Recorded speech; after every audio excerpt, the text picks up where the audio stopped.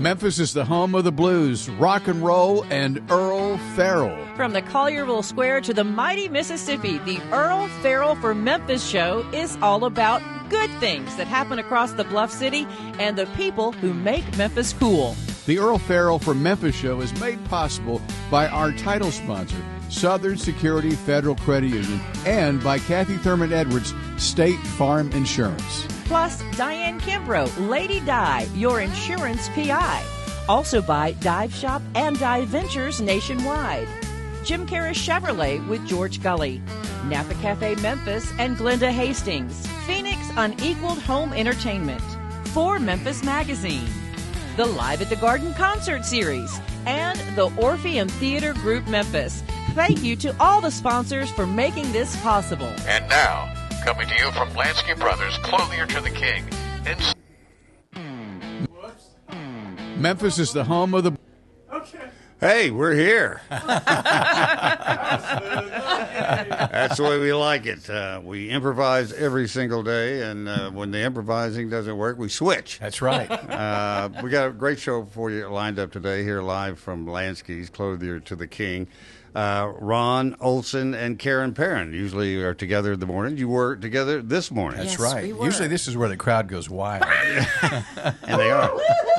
Back, you people, back. That's right. We've been working together for a long time. We have. And before we begin, can I say how handsome you both look in your Thank you. I Lansky know it. Look at jackets? this. Isn't it amazing what a Lansky jacket Yes. does for you? Kidding. Listen, we've known Earle a long time, and when we see him put on a Lansky jacket, he is transformed. Yeah. Everyone should have a Lansky Even jacket. I'm calling him and saying how handsome you look. And that's a stretch. Which Well- only makes me wonder what I used to look like. Right.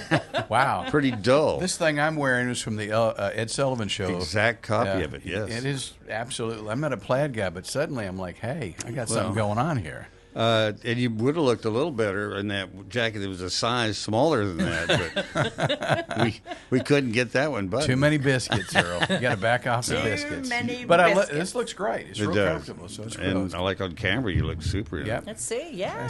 It's fun. Good being here. Want to introduce somebody else real quickly right now? You sing. Step up here, Charlie. This is Charlie Gaylord.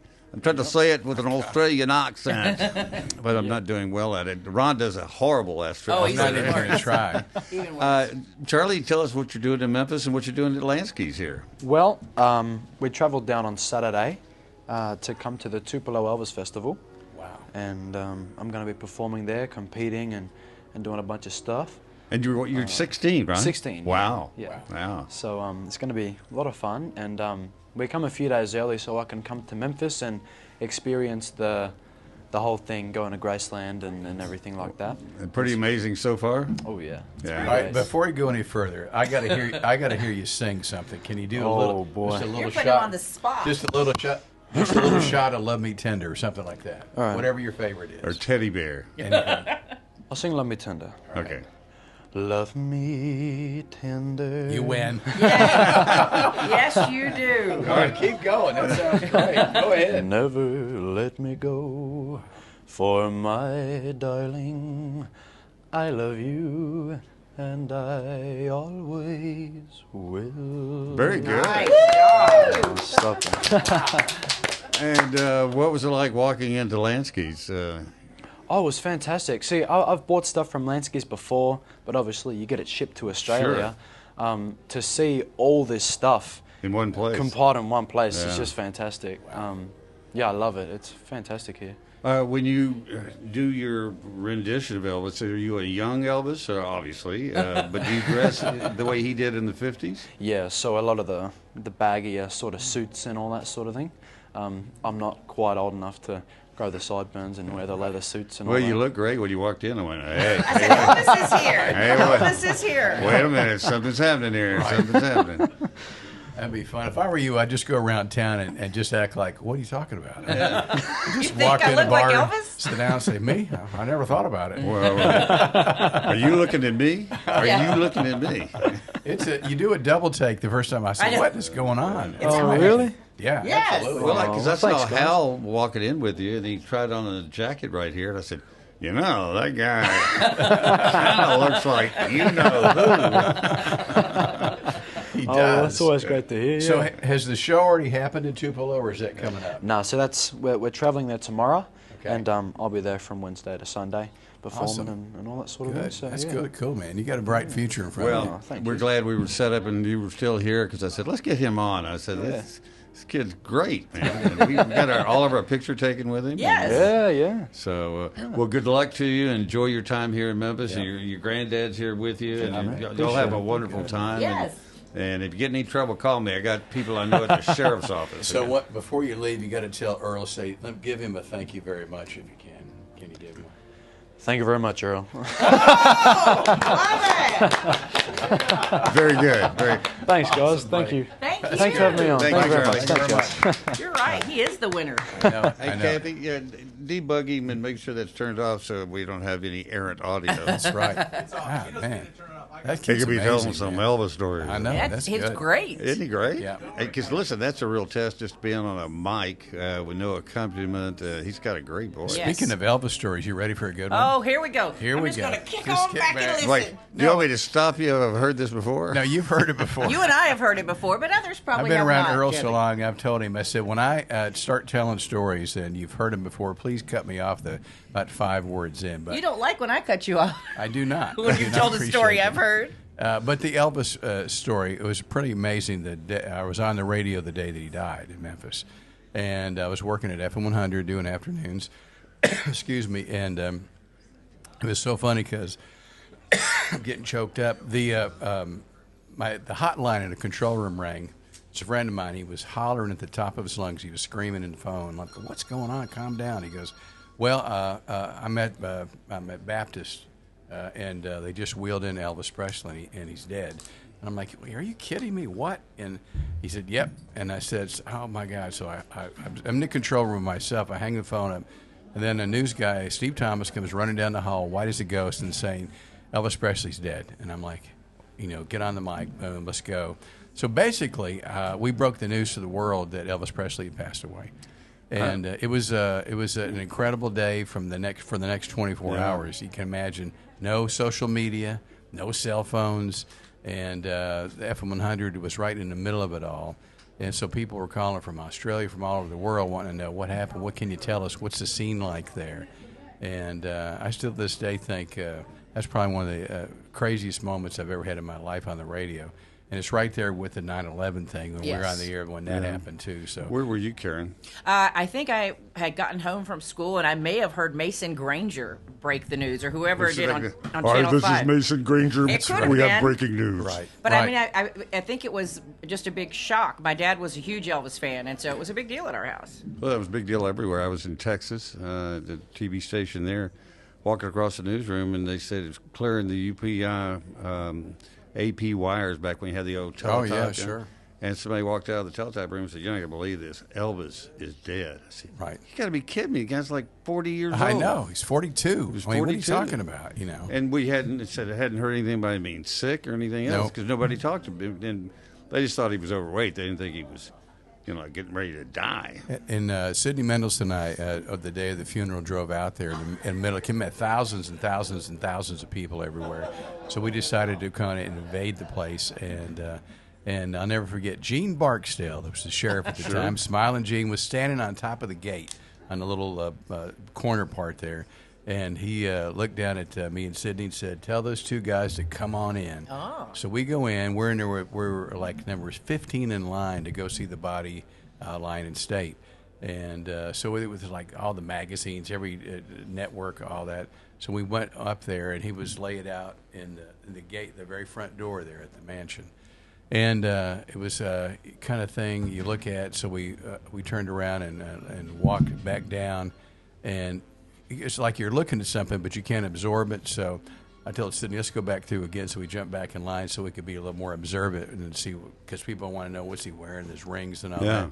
So we got back up there, and I heard a guy say, "He's already been through." I said, "Let's get out of here quick. We're in trouble. We don't want the King's Mafia to rough us up." Line breaker. Right. I know. But that was a shot heard around the world, and it's still going strong. Well, it is amazing, and I got here in January after he died in August, and they said go out to Graceland, see if anybody shows up for his birthday, and I went out there and I went, guess what? They're here, Yeah. and they've been coming back ever since. Yeah, and they are. as in evidence with Charlie, who we just had on. I mean, he was nowhere He's near. 16. Yeah. The guy's 16. He was 16? Yeah, No, this he's guy was 16 That's what now. I'm saying. He was 16? I know, He I looked know. like 20-something. Yeah, well, of course that'll work against you later Well, on. but not when you're 16. Now when you're 16, everybody looks good at 16. You guys have been together since how long? I mean, because Karen, you went to some other stations and then came back right before Ron came from FM 100, which I still think, and this is no slight on your company, but I think it was a dunderhead move ending FM 100. It was the most famous FM station in the country. In fact, that's where you played Mick Jagger's song. That's right. Where the That's T-shirt right. came from. Yes. Yes. So for those that don't know, Ron has been on Memphis radio forever, right? So when I was in high school, there's a picture of me, and I should have brought that picture with us. Yes, Picture of definitely. me, high school senior at Overton High School, handing Ron, local DJ, a T-shirt to play in our then Turkey Bowl.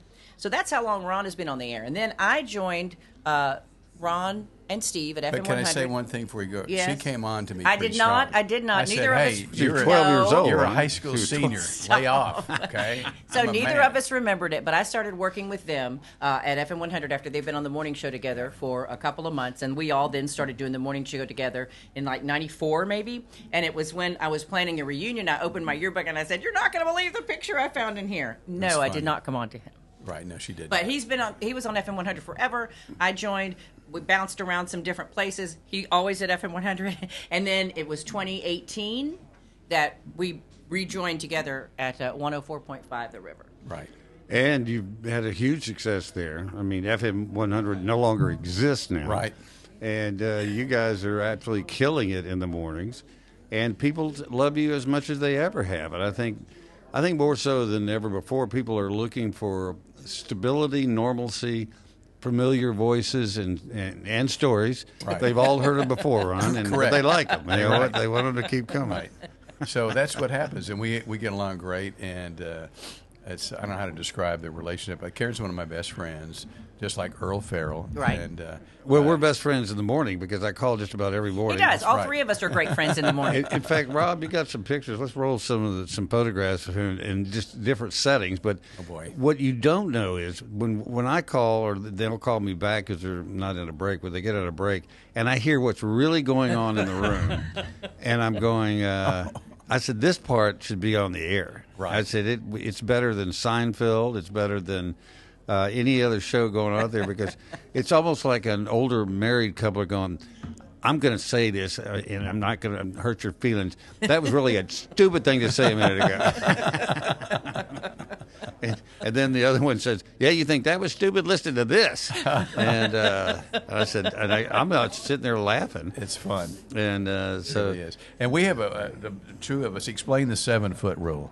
So, the 7-foot rule is if we tell each other something, but it's really not appropriate to be on the air. Maybe it's too personal or private, Right. or it's something that's too recent that we can't share on the air yet. So Right. it's called the 7-foot rule. So if we tell each other something we don't want to share with other people, you're not included, or we will tell you anything. But the 7-foot rule would be you can't talk about it on the air. Right. It has to breathe or whatever. Yeah. And you have to respect the code. You do of have to 7-foot respect rule. the 7-foot rule. And we do. So that's what makes it work. that is interesting. Maybe married couples should adopt the Good one. 7-foot rule. How about just say, I don't want to talk about it. That's enough. Stop talking. Kathy just takes and pushes real hard on my leg or Right, my right. back of my ear with her Right, knuckle, you right, know. right. And I go, oh, so she doesn't want me to talk about Yes, this. just let it Well, go. Kathy is Earl's wife, and she's our favorite part sometimes of the conversation with Earl. That's right, We love when that's she's right, on the that's right. conversations. Yeah, because she goes, that's not true, Earl. That is not true. I said, true as far as I'm concerned.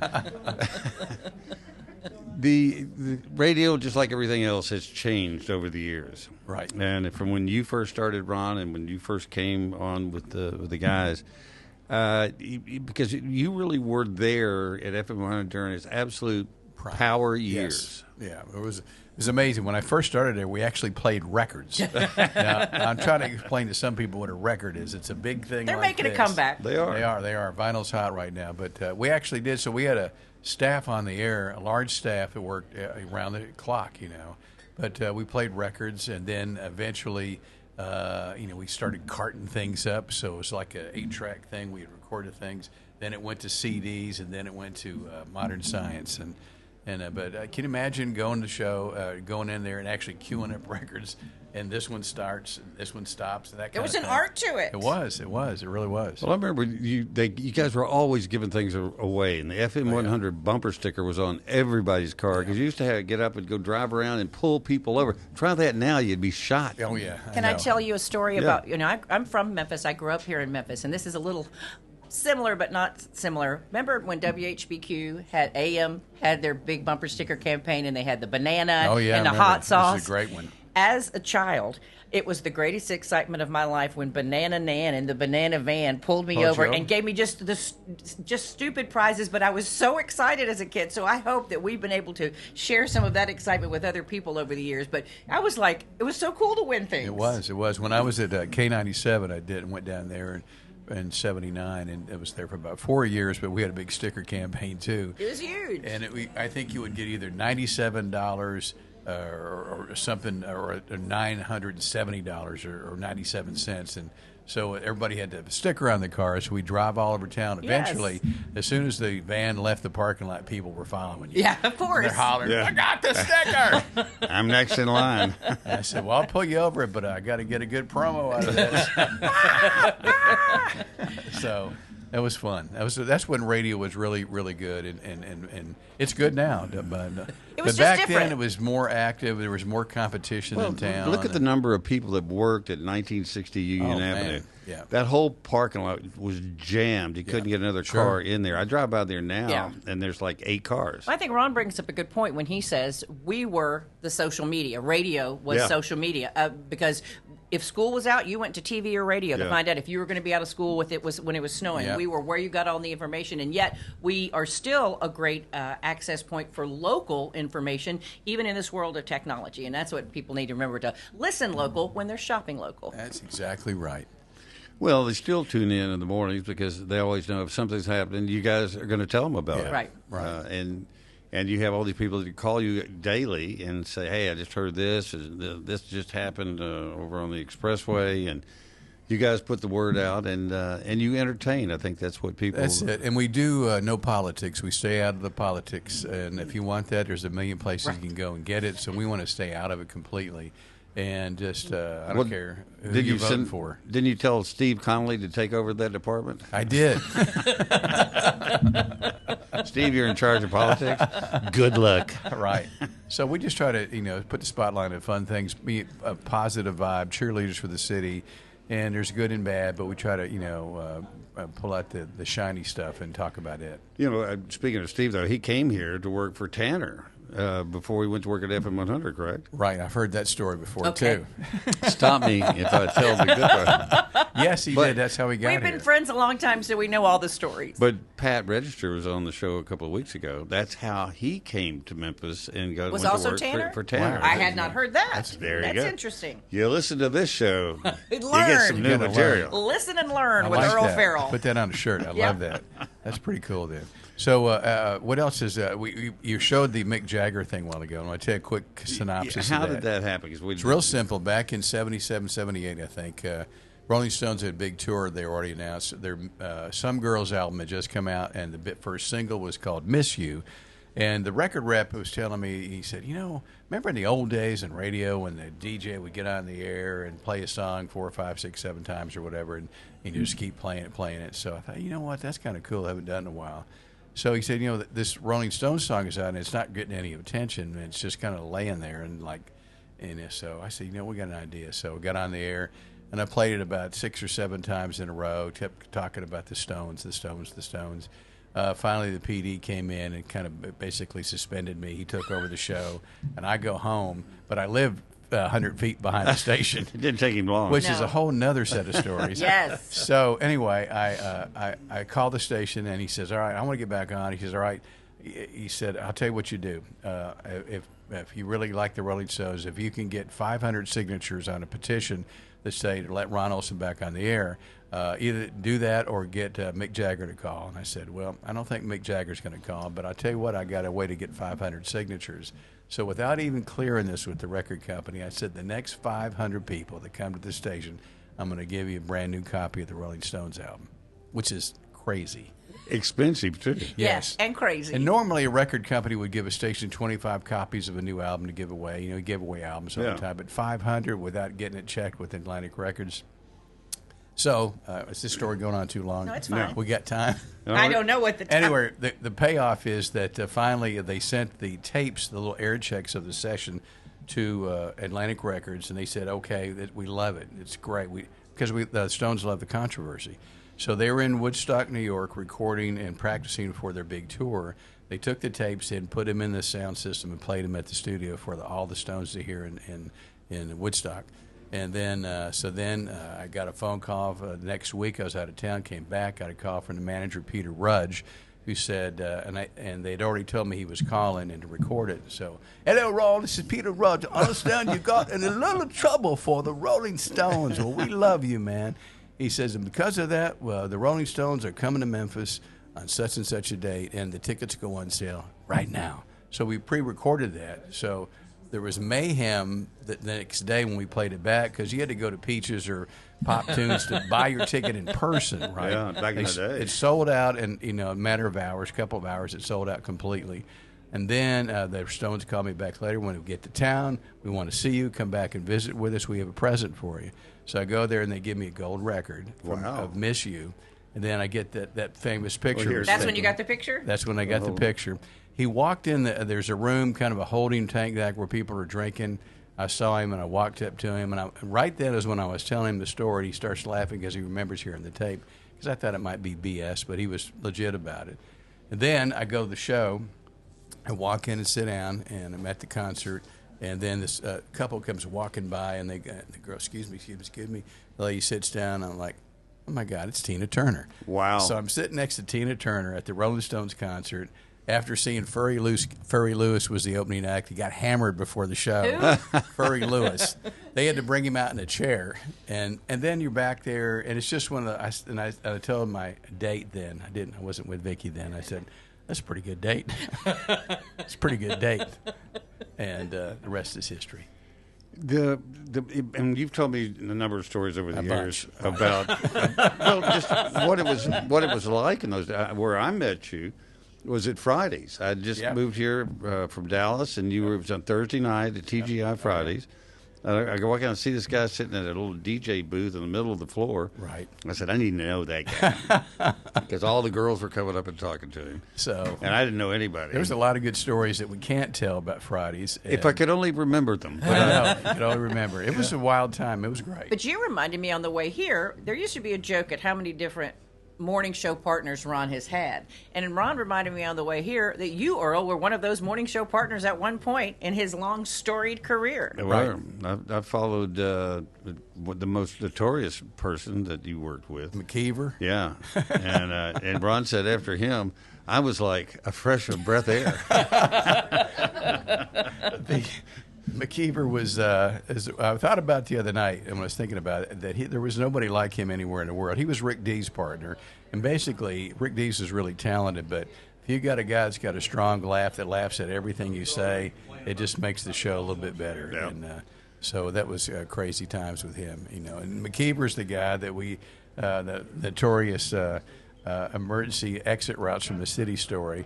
We thought it would be funny to tell everybody that, This is real funny for the people. not explain why, but we were asking people to leave the city. We were telling them, we didn't tell them what had happened. And what the evacuation We were giving them routes were. zip codes and told them their routes. And so about 15, 20 minutes into it, the fire department calls the station and said, are you guys announcing the people to leave the city? And we said, no, it's not us. We hung up and laugh. It's funny. Police department calls, are you boys telling people to leave the city? And we said, no, sir, not us. We're not doing that. And then I heard a big door slam down the hall. And here comes our general manager, Don Myers, in his pajamas. The big guy. In his pajamas. He's got... all the way from home. He is red-faced. His neck, they got these veins that look like night crawlers. They're bulging. And he has some salty language for us as he comes into control room. He asks us if we're out of our minds. Are you crazy? Get on the blank, blank, blank air right now and tell everybody this is just a big you-know-what joke. And he said, okay, calm down. Don Myers was the biggest teddy bear, but when you He hear was. a story like Oh, that, he was you mad. couldn't mess with him. He was mad. And we should have gotten fired for that. But that was what happened in those days. I know. I mean, who was the disc jockey who kept getting DUI'd all the time? Ron Jordan. Ron Jordan. They go, Ron won't be on the air today. He's terrible. Ron incarcerated. Jordan, you're talking about DJs. Ron Jordan was one of my favorite DJs of all time. I've never heard anybody since that was as good as he was. He worked at FM 100 for a while, and my favorite story is that he would come on doing the morning show at 6. Well, one afternoon at 6 o'clock at night, he shows up. Sorry, I'm late. And the guy on air is going, Ron, at 6 o'clock at night. He goes, it's dark. Okay. And then there was a Cadillac dealership that Ron went to him and said, hey, if you let me drive a Cadillac, let me have a Cadillac to run around town, and I'll plug it on the air for you. They said, sure, go ahead. That's really not how things work. No. But it has to go through the sales department. Right. It lets the management know. It's called payola. It is. So he never mentioned him. He had the car, and 6 months after he fired or left, the Cadillac people called the station, hey, we want our car back. He said, what are you talking about? And they go, Ron Jordan said, Ron Jordan has worked here in 6 months. He still got the car. Can you bring it back? So, I mean, that was the kind of stuff that used to go on. Was he your idol? He was. I love that guy. And Other than the drinking part. George Klein was also the other idol. Yeah. Yes. Love that dude. But George was just a great human being. Right. I don't know one wild story about George. I do. George, well, let's not tell it. Front door, back door. And I won't explain. But he's the one that I learned from him. He was my mentor in a way, because I used to see George working in the clubs and stuff. And I'd be there and with a bunch of people, the club's packed, and George would welcome different celebrities that were in the club, and I was always going, where are they? And I'm like, I must have missed them. They must have just sat down. And then I thought later, he's lying. He's making this stuff up. They weren't. So I took that and took it to the radio. Yes. And made a career out of lying. Yes, you did. Yes, you did. Well, Ron, this Olson used to call the airport during busy rush hours, like people leaving for Thanksgiving, and have himself paged, just so everybody would think, hey, Ron's at the airport. Paging Ron Olson. I know. Please That's go funny. to Delta Airlines for a phone call. Hey, that's a story I hadn't heard. That's right. We've both been really lucky to have survived all the general managers and all the changes and stuff like that. So we just count our blessings every day that we get to get on the radio and do what we do. Well, and you're so well known here because people really have gone through life with you. The ups and downs and everything. You've always been there. I remember we were doing, when I was working with you, a remote from a Buick dealership on, it would be Getwell, going out to the interstate. And had this guy dressed up in a gorilla suit and holding an FM 100 sign, standing out there on the road. And I'm announcing, and I said, hey, come by and say hi to Ron Olson. He's dressed up like a gorilla out there on the street, but it wasn't Ron. Right. The poor kid that was in the gorilla suit, I can't remember who it was, but he comes inside, he goes, Mr. Earle, could you quit saying that it's Ron in the gorilla suit? I said, why? And he goes, these women keep stopping and running up and giving him hugs, and they're not happy when I find out it ain't Ron. That's a good story, Carrie. That is a good story, but I will say it's not lost on us, as it's not lost on you, how lucky it is to work in a city where I was born and grew up, where he grew up. I mean, to get to stay in your hometown and work in media. And it's just, that's a really a lucky thing, and it's not lost on us how incredible that is. And you talked about going on at the right time. When I was a kid, I was enamored with the radio. I listened to it all the time religiously. I listened to it at night when I was going to bed, and my dad finally one day put in a radio, so he had to come in here and turn it off every night. He put a little thing behind my head with a little headphone so I could just lay in bed and listen to radio, dialing all around, trying to listen to stations all across America, and that's the kind of thing, you got it in your blood somehow. And I used to call radio stations and make requests and stuff, and if they played my song, it was like, it's awesome, So it's a passion that's always been in my blood. Well, we're going to talk more with Karen and Ron, so stay with us. We're going to take a quick break. When we come back, we've got some more surprises. So stay with us. We'll be right back. Oh, boy. Hi, I'm Dawn Grader, President and CEO of Southern Security Federal Credit Union. We're the proud title sponsor of the Earle Farrell for Memphis show. Coming to you live from Lansky's in the world-famous Peabody Hotel and celebrating all of the great things about our great city, Memphis, Tennessee. Hi, I'm Glenda Hastings, owner of Napa Cafe, and I'm so proud to be part of the Earle Farrell for Memphis show, streaming live from Lansky's from the Peabody. We will be showcasing not only Napa Cafe, but some great restaurants around town. We look forward to seeing you. Hi, everyone. It's Diane Kimbrough, Lady Di, your insurance PI. And I'm here to tell you about the new podcast that Earle Farrell from Memphis is doing. And we're doing it downtown live from the Peabody, which is behind me and next to the Rendezvous. And we're going to be talking all things Memphis, but we're also going to be talking about health insurance because that applies to everyone. And I can help you in every area. So I look forward for you listening to us and learning more about what we can do for you in Memphis and how I can help you with your health. Hello, Memphis, Mid-South. And first, I'd like to thank you for visiting with Earle Farrell Memphis today. And we want to support him just like you do. I'm George Gully, one of the sales managers at Jim Carrey Chevrolet. We've been in business here in Memphis for over 75 years. I've been associated with the company for almost 25. And I'll help you find the right car, truck, or SUV here at not only our Chevy store, but also Buick, GMC, Nissan, Subaru. We can help you find that right car. Keep watching Earle and come see me. Thanks so much. Hi, I'm Kathy Thurman, Edwards State Farm, and I'm so excited to be one of the sponsors for the Earle Farrell from Memphis show, broadcasting live from Lansky's at the Peabody. And I'll tell you all about what we've got going on at our office. Gift cards for quotes. No purchase necessary. I'm better looking than a lizard. Hi, this is Randy Wright from the Dive Shop and Dive Ventures in Memphis. We've been in Memphis over 64 years teaching people to dive, snorkel, and swim. We'd love to have you come join us and have some fun. We're also a part of the Dive Ventures group with 18 locations across the country, stretched from Phoenix to Vienna, Virginia. Please give us a call. We'll be able to take care of you at 999 South Yates in Memphis or call us at 901-763-DIVE. Hi, I'm Brett Batterson, President and CEO of the Orpheum Theater Group in downtown Memphis. We are so pleased with our partnership with the Earle Farrell Show and very happy that he is broadcasting live from Lansky's at the historic Peabody Hotel. We're all here to make Memphis better. Hi, my name is Jameson Todd, and I'm the director of Live at the Garden and the Radiance Amphitheater. And we're so excited for our 25th year of Live at the Garden here at the Memphis Botanic Garden. We've got a great lineup for you this season, so come on out. Hi, I'm Olivia Wall, Director of Marketing and Communications for Memphis Botanic Garden and Live at the Garden. We've had Earle Farrell right along the way for the past 25 years, and we can't wait to talk more about the season this summer on the Earle Farrell for Memphis show. So come out to Live at the Garden. Our first show is on June 21st. Hi, my name is Scott Fueling. I'm president of Phoenix Communications here in Memphis.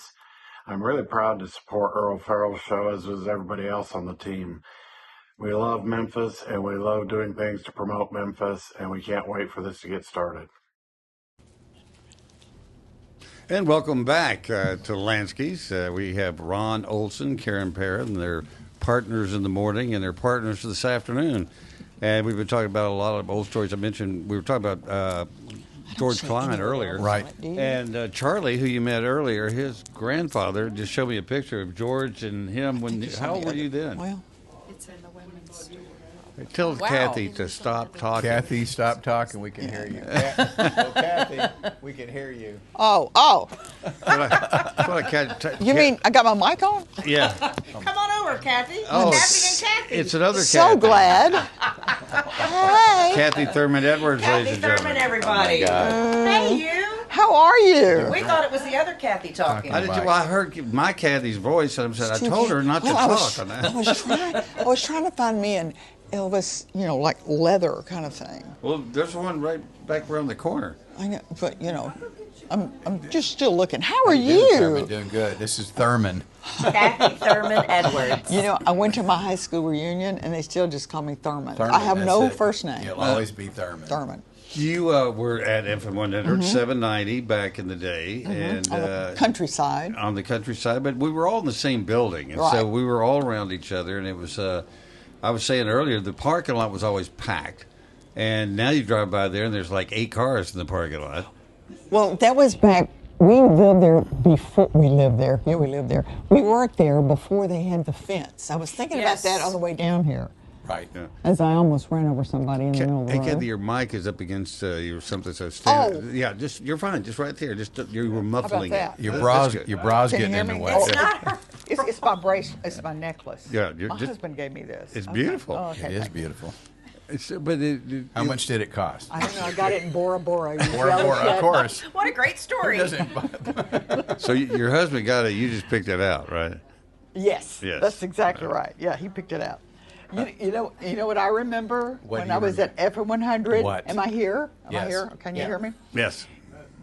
You guys, when I worked with you on that short period during the FM100, right before I, left the career or whatever. Correct. To get Somebody told me that I was supposed to say congratulations to the quarterback at University of Memphis because he was up for the Heisman Trophy. That was the year they hadn't won a game, but I didn't know. I'm not really a big football fan, and I went on there on the air, and the girlfriend of the quarterback was on the phone, so excited. Right. You remember that? No. You are so mean. You don't Ron remember Olson that? are They so had to put mean. something in the paper that we hired Kathy for her news knowledge, not for her sports knowledge. I mean, they had to explain me away. You had a certain amount of gullibility about you. Oh my God! Which is charming, by the way. And when she came over to Channel 3, where I went back to Channel 3 after our stint together, and so Channel 3, Chris Schmidt hired Kathy, and she shows up, and I put shaving cream in the headset of her phone, and then I called her to welcome to the station. So she brings it on, and it gets in your ear. It sounds like popcorn going off. Oh, and my it goes goodness. away up into the canal. I said, "Welcome to Channel 3, Kathy." He goes, "There's something in my ear."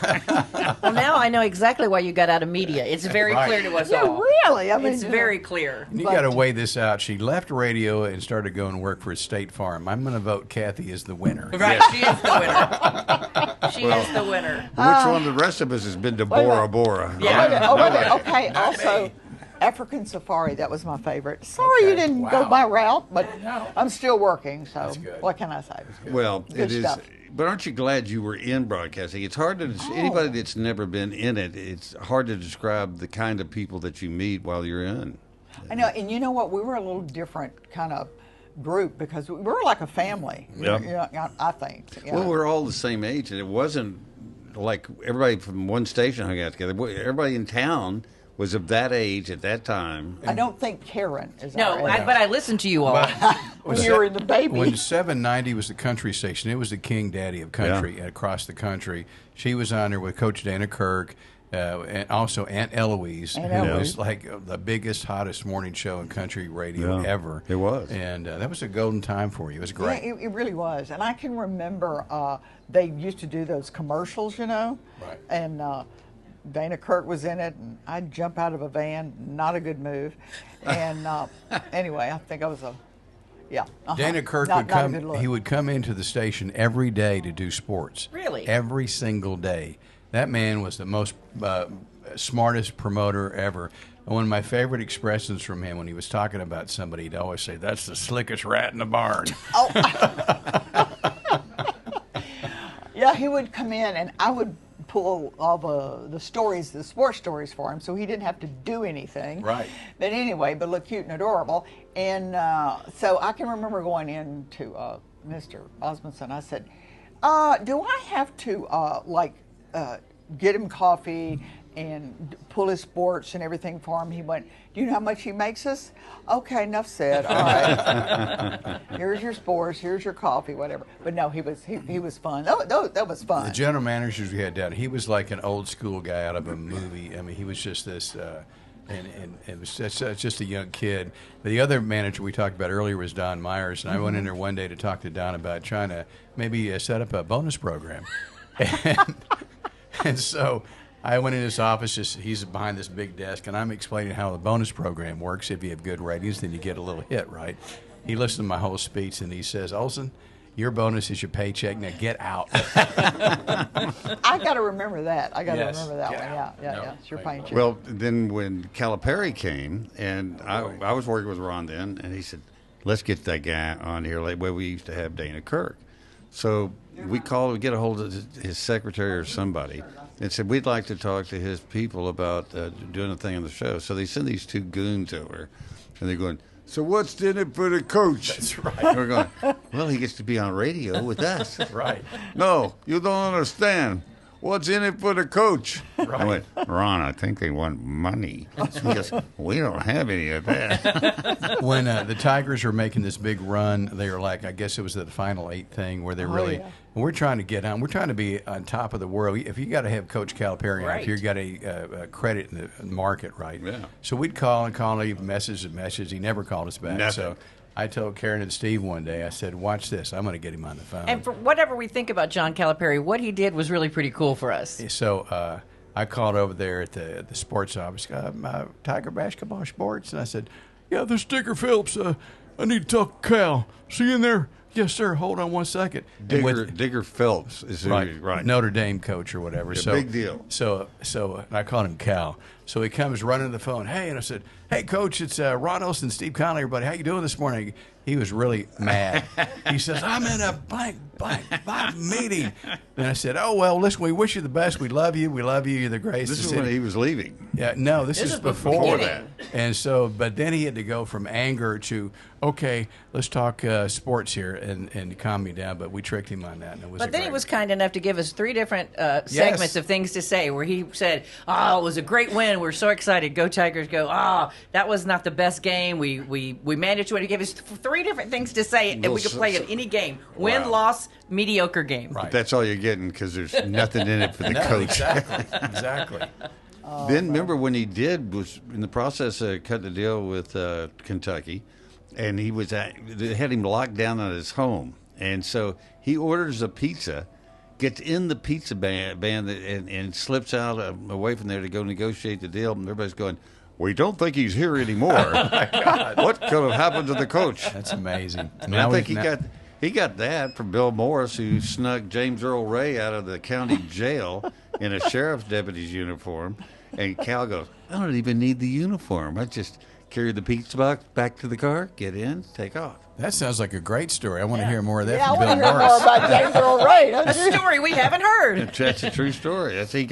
Took him to I-40 and Germantown Road. Right. Met some police from Nashville, transferred him. He said, I was not going to have to happen to James Earle Ray what happened to no kidding. Lee Harvey Oswald in Dallas. So You know, my favorite little story about that, I think it was true, but it might not be true. But doesn't matter. Wait a minute. Never let the facts get in the way That's of the right. story. Not when it comes to Ron. There was a story about a white Mustang that apparently was his getaway car, James Earle Ray, right? Well, guess where it was hidden for 2 years? It was hidden supposedly for 2 years in the barn out there at the Agri Center where you get all your ferns and stuff. Underneath there, for 2 years, it was under the... it was true. It was true. It was hidden out there. Ask the people that own it now. They'll tell you the story then. That was pretty cool. That is pretty A cool. piece of Memphis history. I'm over here playing Read Lips with Kathy.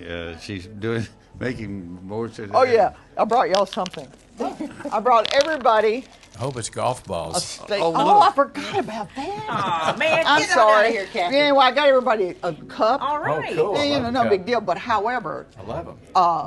They're Kyle great. in my office listens to you on the way to work, everything, and he's got it on in the office. I just want you to know that. Boom, And right he's there. like, Ron and Karen. Are you love going to him. see Ron and Karen? You got a Yeah, good crew yeah, over there, you by do. the way. Huh? You got a real good crew over there. I do. Does that cup have Kathy Thurman Of Everett's course it name on it? does. Oh, Yeah, there right it there. is. Well, Yeah. Well, thank you. Yeah. Just well, I one? had them all. No, I got Okay. 6 of them. I got 6 of them. We're going to have a raffle for that one. But on the way down here, you know, our good old Memphis drivers, I put on my brakes and I hear them go, so I don't know if they're all there or not. I hope so. Well, we know we can get a replacement for it. Oh, and I forgot, I do have golf. I keep golf balls just because of you. I know, Because good. the guys down on I like to test them. Hog and Hominy like golf balls too. Right. So. Oh, yeah. just to test them. Aren't you nice to test Yes, them? I am. Well, give them a phone number so they can Oh. find, because car rates. You know, I keep are- forgetting that are going down 7%. Yes, and so you need to get a hold of Kathy, Mm-hmm. and so we can pay for these coffee cups she just gave us. Yes. Yeah. 901-767-7744. Cool. There you go. That'll work. Kathy Thurman Edwards. Yay, Kathy Thurman Edwards. Oh, it's so good to see you. It's you good know, to see you. This is my customer right here. I know. When we get I a know. cup like this, I'm like, look what we got from Kathy Thurman. My husband's like, well, we paid for that. I'm like, okay. I know. You know- Your husband is so adorable. Well, okay, thank never you. mind. You know I'm a State Farm client, too. and I'm trying to jump over. They said, we can't jump clients. You have to wait till your agent retires or dies. Well, That's the how agent we got retired. That is okay. I have Steve Conley, so if I had both of you, Can I get an Atlas map sometime? Oh, honey, yes, we keep old school Atlas. I love it. I love to show that to the young people, and they go like, "What is that? What is it? You have a It's a map. GPS." Anyway. The jar opener. Oh yeah, That's I got right. the jar Jar opener. opener. Good for arthritis. I know you don't have that. That's fun. I got lots. He told me to bring a goodie bag, and I didn't. I'm sorry. We got Good to this see cup. you guys. Thank you, Kathy. Thank you. Thurman. Tell David hi for us. Oh, I will. Shug. David said hello to you guys. Shug. I love Shug. The best story about the Jeeker was, he always called you back, and I would always call him and say, hey, I want you to come on the show or whatever. Yeah. And he would apologize profusely if it took him more than an hour to call you back. And that went on through his entire life. But there was a time when he was on the show and he was telling me about Elvis is going out to L.A. to make a movie. He was going to be gone all summer. And so George says, can I take some of your motorcycles out and go riding with my friends? And Elvis goes, well, George, you ain't exactly the most coordinated guy. I would worry too much about you riding around on those motorcycles. He said, you can take my golf cart and drive around in it. He would not let him ride his motorcycles while he was out of town. Couldn't blame him. He went out to L.A. and he bought motorcycles for all the guys, That's fun. He said they went to some motorcycle Kawasaki dealer, bought everybody a Kawasaki, took it back up to their home in the hills in a big truck, got them out, and they were buzzing all over the Hollywood Hills on these Kawasaki's. But he said it just wasn't the same as driving around Memphis. Have you got time for one more Elvis story? How much time are we okay on time? He's got the watch. Yeah, we got Okay. time. Real quick, when I was a little kid growing up in Memphis, my parents would take me to the Thomas B. Davis YMCA in Whitehaven to do a swimming class. So I went out there all the time. So I was driving by Graceland one day, and I wasn't driving. My mother was driving. But we looked up, and Elvis and Priscilla were sitting out front on horses, hanging out. And one of them was, I remember, a beautiful Palomino. They were sitting out there hanging out. And I told my mom, pull over, I want to go see. So she pulled the car over, God bless her. And I ran across the street. And there was nobody in there, one other couple, and they were talking to him. They were talking to sitting on the horses, talking to everybody. And I was like, I'm just in awe of him. And I thought, man, I wish I had something I could get an autograph with. And all of a sudden, Dawn, my next-door neighbor, worked at a photography studio, and she developed a bunch of photos 2 weeks prior to this and said, would you like a picture of Elvis? And it's a real cool black and white shot of him leaning up against on a motorcycle. And I said, yes, I'll put it in my little 9-year-old wallet. So get it, and then I signed the back of it to Ron. Your friend. Your friend, Elvis. And I forget that that's on there. So all of a sudden it dawns on me, wait a minute, I got his photo in my wallet. Perfect timing. Pulled the photo out, handed it to him. He looked at the photo. It's a pretty good shot. He turned it over and saw my signature. And he starts laughing. Your 9-year-old signature. And he signs right over the top of it and gives it back to me. And it ends up in that cigar box somewhere in the drawer that with all your baseball cards that just magically disappears as you grow older. And you have no idea where it is. Nope. Who was the one person you met in all your times? I want both of you answer this. That you were in awe, obviously, were of Elvis, but as you got older and were around all these rock and roll people, movie stars, everybody really that would come and be on the anybody that you were actually speechless with. Over the radio to interview, I would have to say Oprah at the time. Yeah. Oprah was about the biggest thing going, and we had an opportunity to talk to her, and she made a donation to the Officer Overton Fund. And she didn't normally call radio stations, and it was a big deal. She talked to us, and that time she was very gracious. But I mean, she was at the top of her game and was really looking out for local communities with her Angel Fund. Over the years, I got a great Bruce Springsteen story, the Mick Jagger story. It goes on. Paul McCartney, Carl Perkins thing was incredible, and it just goes on and on and on. Did any of them individually ever ask you what's in it for? No, they did not. They did not. Not one time. Then so never. Oh, only Calipari. That's right. That's what he did. He's a money man. He's a money man. What else? Was there any other? Tell us about this. Paula story. Dean was one of our other famous ones. I don't know how we got sideways with her back in her glory days. You must have insulted her. She threatened me. She actually threatened. She did. Did she talk about taking a stick of butter and putting it up your nose? She took a liking to Ron, Right. and Ron was getting a little sassy with her. And she told me I needed a pants down spanking. Oh, wow. But in that Paula Dean, you need a pants down spanking. So we never got it, but No. it was I was But nervous. she was funny. She was funny. Paula Dean was funny. Again, that was back when she was at her peak there. As far as, and I won't get into this because I know exactly who it'd be. If it was the worst person you ever worked with, because I worked there with you when we worked for that guy. There are bad people don't get us wrong. You know, every business has got some people you say, if I could have a chance to slap him around. Did you write that down for him? Did you say ask him who the worst person they worked with is? Yeah. Well, she's over there going, Nix. Well, I know one, and I can't say the name. No, we're not going to say the name. And it was just we had a difference of opinions on a lot of things. And now I had some program directors that, if that's what you mean.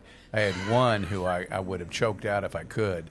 But fortunately, he died and passed away. That sounds so horrible when you sorry. say that. He was the biggest you-know-what ever. He really was. Yeah. Can you say jackass? No, you cannot. Okay. You should not. This is the internet. Okay, This is the internet. That's right. Well, he was more than that. Yeah. But anyway. There's really not an adjective that fits him. So I outlived him, so that was good. So other than that, no, everybody I've ever worked with has been good. Really, We've been lucky. Yep. Well, there have been so many people over the years that helped make FM 100 great, AM 790. Remember Mike Fleming was a huge friend, and he used to cut, just what people may not know, he used to cuss like a sailor as soon as you turn the mic off. And I said, Mike, there's this old thing about never saying anything around a mic because it could go live. And then he'd go, beep, beep, beep, beep. I go, okay. He was Who great. am I? He was great. But he never did make a mistake.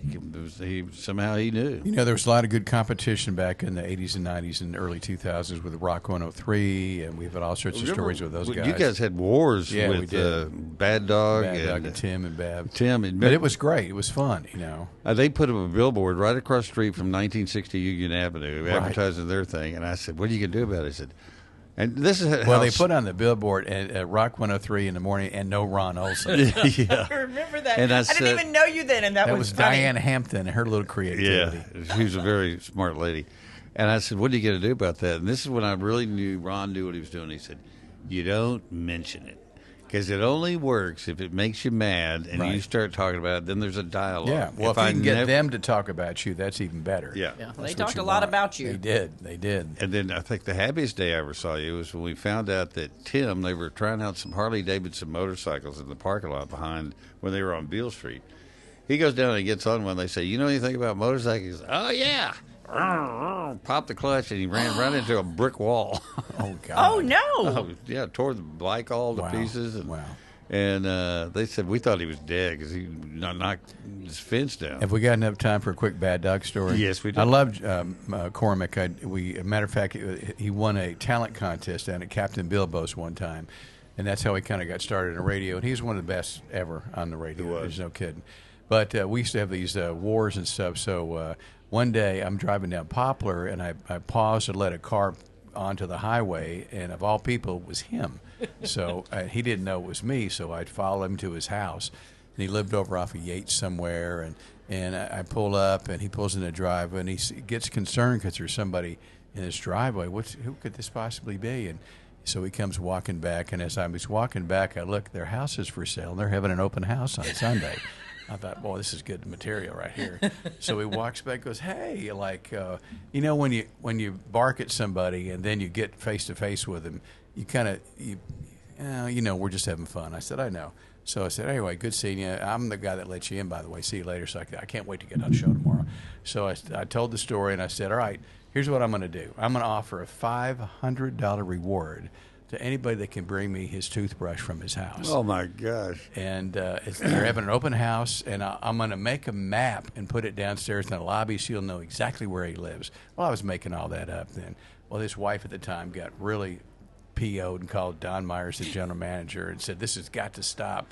Somebody's going to get hurt. And I said, oh, wait a minute. Shoes on the other foot. You can dish it out, but you can't take it. So anyway, that was one of those things that he had to come down and talk to me about it. And he said, why are you doing that? I said, because it's a war, Don. It's a war. You may not realize it, right? But we do. But stuff like that was fun to do. Well, were you at the thing when we did we were supposed to speak to the luncheon thing? I think Thurman was in on that one. We were supposed to speak at this Women in Radio luncheon. So I get to it. and I think it was Preston and Davis, a genius, and Kathy Thurman. And so when we got there, before we went in, Tim, Bev, and Bad Dog were all sitting on the very front row, right up front. And they had a recorder with them. So they're going to record everything I say about how to do a morning show. And, of course, they would give them material for months. For years. So I told them, I'm not going out there. Oh, you got to go. You got to go. I said, no, I'm not going. I'm not stupid. I'm not going to step into that. You guys do the show. I'm out of here. So I went down to the car, and I saw John's truck, and I just happened to have 3 cans of Cheese Whiz in my front seat of my car. Just happened. Just had them. I don't know why I had them, but I did. So I used all 3 cans on his car and wrote FM 100 and put it in his hubcaps and up and down the windshield wiper. Then I got in the car and I called, it was at Grisani's, the old Grisani's on Park, and I called him and said, hey, I just noticed there's a black truck down there. It's got its lights on. I think they're up there at that lunch. You might want to run up there and tell them they need to come down and turn their lights off. And I just drove off going, it's so sweet. Like a vulture, just wait for your moment. And boom. It was fun. Those are some of the things you do that he runs a great practical joker. Yes. And they're long-range practical jokes. Oh, yes. He'll set it up and put something in motion, and it could be 5 months before this matures into the joke. Right. But he has the patience. I always like to see it happen like right then. But so there are time bombs all over the city of Ron Olson practical jokes waiting to go off. He's matured just a bit. I know. It's the painful part. I used to be so nervous working with him. The April 1st, I didn't even want to come to work. No telling what you were going to get that day. I mean, I always then, after a while, would walk around my car to see what he'd written on my car, what he'd attached to the back of my car, whether it was a fish or a bumper sticker. I mean, it was sometimes, like it was very... honk if you love pregnant women. Right. It was very anxiety-inducing to work with him for a time, but he's mellowed a bit. Well, just a bit. He's always got something in reserve, though. Yes, so you got to be yes. constantly watching. Well, you guys are back on the air tomorrow morning. Yes. What time do you get there? 5-ish, 5:15-ish. 5-ish. One of us at 5-ish, the other at 5:25-ish. We both leave our homes at the same time. He just gets there faster than me. You have a longer drive than I do, but we get there early, and it really starts at 5 o'clock. And goes to 10. It's 104.5 The River, and you can follow us on the Odyssey app, You certainly too. can. You can listen on your radio, online, or on the Odyssey app. And be looking forward to the book by Ron Olson called Stop Me If You've Heard This. That's coming. Thank you both for coming on. Thank you for having us down. I thank enjoyed you. it. It was a great setup, man. I love it. This is great. Yeah, it's we love it here. We love it here. Well, that's our show for today. Please stay tuned to the very end of the credits. There's a very special message for my son and our good friend, his dog, Dallas. So watch till the end, please.